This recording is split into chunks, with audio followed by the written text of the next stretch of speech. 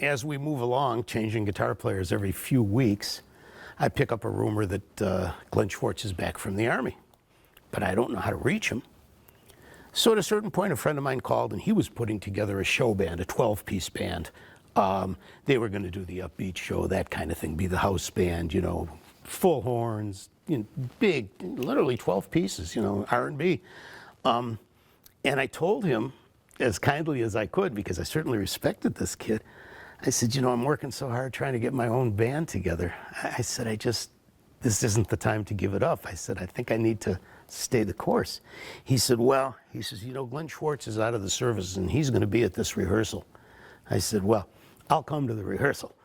So I went to the rehearsal with one thought in mind, and that was, you know, trying to get Glenn's attention long enough to have a good conversation with him away from these other people.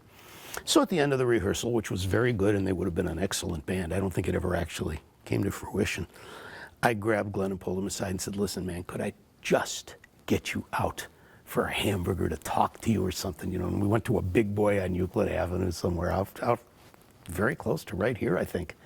You know, and I told him, I said, Glenn, I've got this band, I have a vision. I said, and I'm looking at you, and your hair is getting long, and you've got square-toed shoes. You know, you've got a Spencer Davis album under his arm, a German. You know, I was like, man, Glenn, we're doing what you're doing, and you just don't know it. And, you know, he was like, Jimmy, I haven't even been back a month. I don't know what I want to do, but I don't believe I want to make a commitment, you know? I said, look, come hear the band. No obligation. Just come hear the band. You don't even have to stay to tell me what you think if you don't like it, you know. So we were playing a place in University Circle called the English Grill. And it was not our audience by any means. It was, again, the R&B crowd. You know, Funky Broadway on the jukebox on repeat, that kind of thing. And we're playing and people are basically ignoring us. It doesn't matter to us. We're just playing. You know, we get a little better every time we played. And it's a long, narrow room, and I can see the door open. We're at the back wall, but I can see the front door open, and a silhouette with a guitar case comes in. And I thought, oh boy, it's Glenn. Sure enough, you know, he comes up and sits down at a table. And we take a break. And I said, you know, I walked down and I said, Glenn, how are you? I said, I'm really happy that you came. He said, well, I brought my instrument.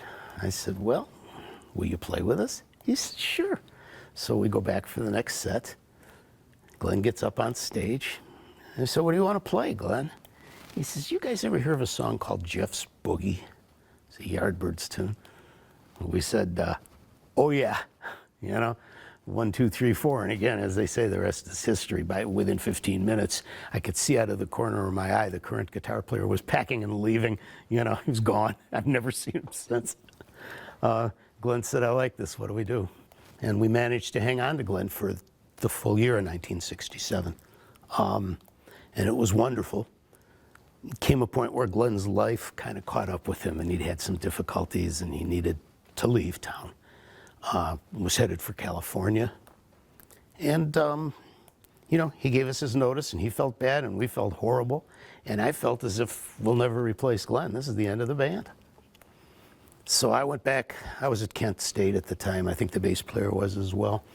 So this was probably a Saturday night, as I recall it. So I went back to Kent on Sunday, and I was pretty inconsolable. And I was like, boy, I'm going to have to spend some time thinking about this, whether it's worth continuing or not. And Monday morning, there's a knock on my apartment door, and I look through the little peephole, and it's Walsh. It's Joe. You know, and the light just blows up in my head. God, I never thought of Joe. I didn't know him that well. Knew he was a fine guitar player.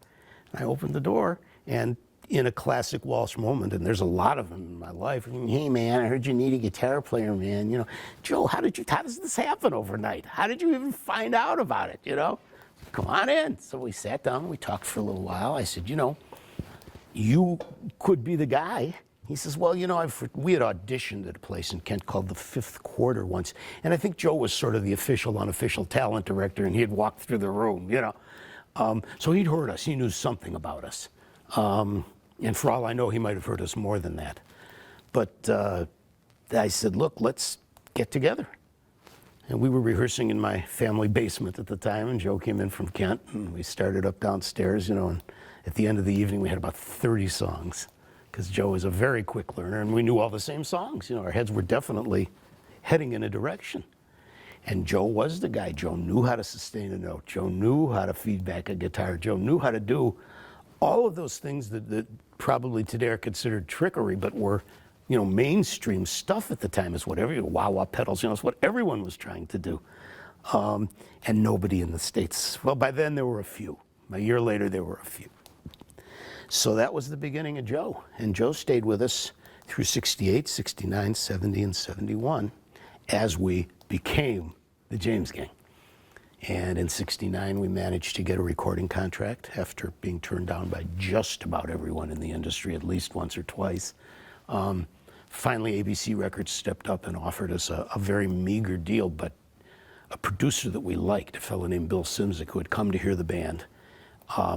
And we liked his story. You know, we liked talking to him. He seemed like he wanted to make a record in the way we dreamed that making a record would be, you know. So we gave him the go-ahead, and, you know, we used this spectacularly huge advance to pay off some debts and buy a PA system, I think. And went into the studio with Bill Simzik and made our first album in New York City in 1969. We had the good fortune to have a little success with it. And that brought us back into the studio to do what became James Gang Rides Again, which was a more successful record. Produced Funk 49 and Tend My Garden and a couple other things that I'm still fond of to this day. And then that led to a third album, which we called Thirds, which had Walk Away on it.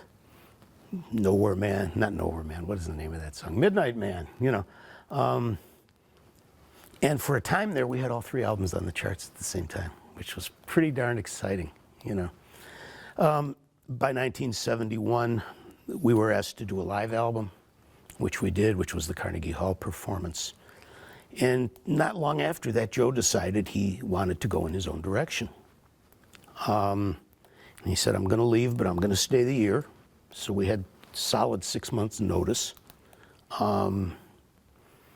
He did what he had to do and went on to do what you know with Joe. And we went on to some successes and some struggles for a few years longer with a long list of different players, including some really, really superior guitarists. Dominic Troiano, Tommy Bolin, some good players. And I guess that brings you up to date band-wise.